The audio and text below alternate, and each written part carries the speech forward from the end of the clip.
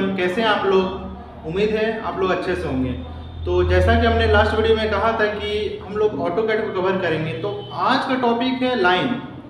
तो लाइन को कैसे डिज़ाइन करते हैं? तो लाइन में आपको क्या क्या होता है? अगर एक लाइन आप खींच रहे हो तो उसमें अगर जब आप उसको सिलेक्शन कीजिएगा तो 3 पॉइंट उसमें दिखाएगा, एक स्टार्ट पॉइंट, सेंटर पॉइंट और एंड पॉइंट, ठीक है।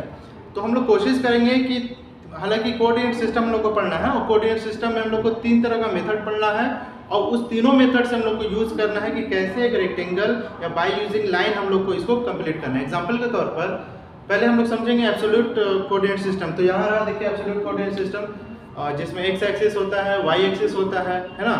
और इसमें हम लोग का एंगल भी होता है 0 डिग्री, 90 डिग्री, देन 180, देन 270। तो ये एंटी क्लॉकवाइज हमेशा चलता है। ओके, तो पहले इसको समझ लेते हैं बेसिक चीज़।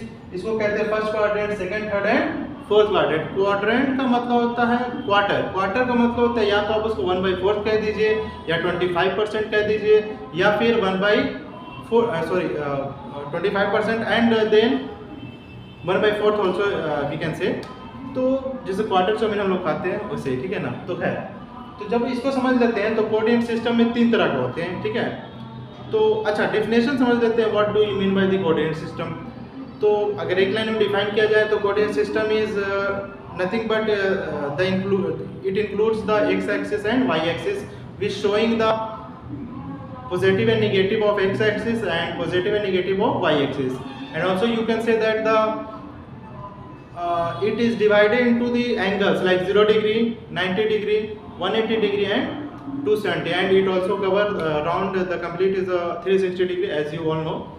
तो हम लोग शुरू करेंगे आज लाइन का। तो लाइन का देखेंगे कि पहले देखेंगे एब्सोल्यूट कोऑर्डिनेट सिस्टम।